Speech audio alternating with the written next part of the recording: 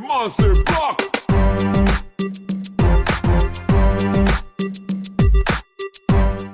Começando mais um vídeo no canal Aqui Tem Vôlei Sim, hoje para falar da convocação da seleção masculina para a Copa Pan-Americana. O Brasil vai levar aí uma espécie de seleção B, uma seleção de jovens com uma média de idade de 22 anos, a Copa Pan-Americana que acontece do dia 13 ao dia 21 de agosto no México. Então o Brasil já tem a sua equipe convocada, todos os jogadores, e eu vou falar um pouquinho deles aqui com vocês, tá certo? Antes de tudo, já peço que você se inscreva no canal aqui embaixo, se inscreve aí, deixa o like, vai me ajudar demais na divulgação dos vídeos. Bora tentar bater 5.600 inscritos, faltam acho que um pouco mais de 10, então se inscreve e compartilha esse vídeo com todo mundo que vai me ajudar muito, muito mesmo, tá certo?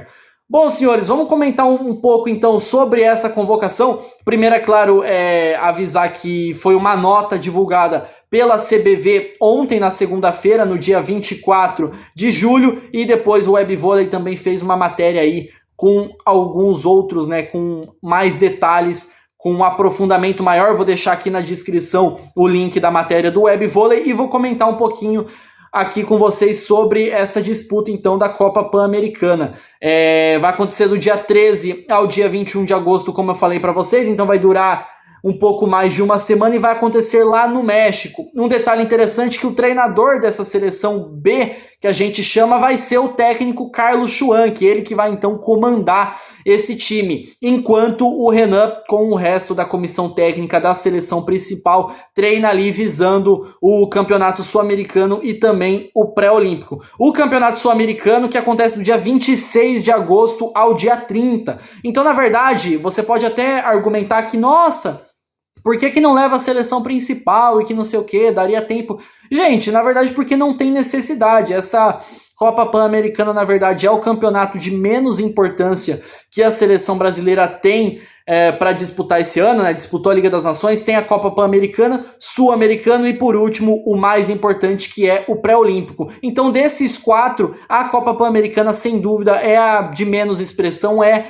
a de menos importância. E aí é a oportunidade perfeita para você testar novos atletas, né? A gente pede tanto aqui, nossa, cadê o Brasília? Cadê o Openkoski? Cadê o Darlan de novo? Essa é a oportunidade perfeita para testar esses jogadores, né? Para dar uma rodagem, principalmente internacional, para eles, e também para alguns já irem sentindo o gosto, né? Essa responsabilidade de vestir a camisa da seleção brasileira, claro que por mais que seja num campeonato mais fácil e também um campeonato de menor importância, de menor expressão. Então ele acontece do dia 13 ao dia 21 e o Carlos Schwanck vai ser o técnico dessa seleção. E olha só o interessante, a média de idade é de 22 anos. Nós temos aí 14 jogadores e você soma a idade de todos eles e divide por 14, nós temos uma média de 22 anos, é uma seleção muito jovem e é uma mescla. Não estamos falando só de jogadores que já passaram pela seleção principal ou que estão tentando chegar na seleção principal, também estamos falando de jogadores da seleção sub-21. Temos muitos aqui nesse time e eu gostei demais mesmo dessa convocação. Acho que é uma oportunidade muito boa para a gente observar alguns destaques dessa última Superliga, né? O Matheus Brasília, o Ale que jogou no Campinas, né? O líbero, e agora vai jogar no Cruzeiro.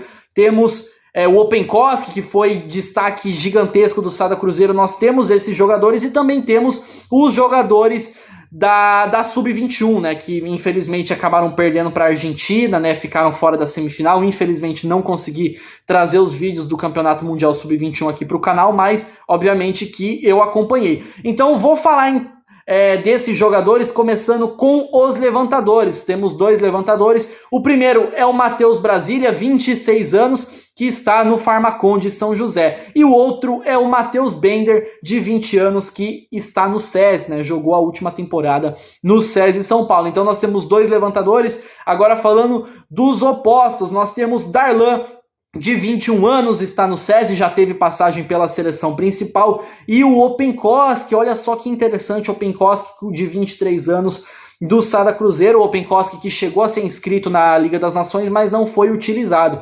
Então agora vai ter essa oportunidade na Copa Pan-Americana. Eu gostei muito dessa escolha não sei se foi do Carlos Schwann, que eu acredito que sim, né? Ele é o técnico, então gostei demais. Falando dos ponteiros, olha só que interessante, nós temos 5 ponteiros porque o Carlos Schwann, que enfim, a comissão técnica optou por levar apenas um líbero, e com isso abriu uma vaga para outra posição, e eles escolheram levar um ponteiro a mais. Achei bastante interessante. Então olha só, ponteiros nós temos o Arthur Bento, de 19 anos, do Itambé Minas. Arthur Bento, que jogou 2 semanas da VNL desse ano, já é um atleta que está bem avançado aí, né, já está ganhando espaço a cada vez que ganhando mais espaço ano após ano, já jogou final de Superliga e, enfim, é um atleta, acho que uma das principais revelações, uma das principais promessas que nós temos no vôlei masculino. Ele tem 19 anos e está no Itambé Minas. Nós temos o Lucas Bergman, irmão da Júlia Bergman, também de 19 anos, ele que formou dupla com o Arthur Bento na seleção sub-21 nesse último Mundial, tem muito potencial. Quem acompanhou os vídeos da sub-21 que eu fiz aqui no canal no ano passado e também em 2021 sabe do potencial, da importância que o Lucas Bergman tem, tanto na sub-21, eu acho que ele pode agregar muito nessa seleção B, né, nessa Copa Pan-Americana. Nós também temos o Maicon, de 19 anos, que está no Araguari Vôlei.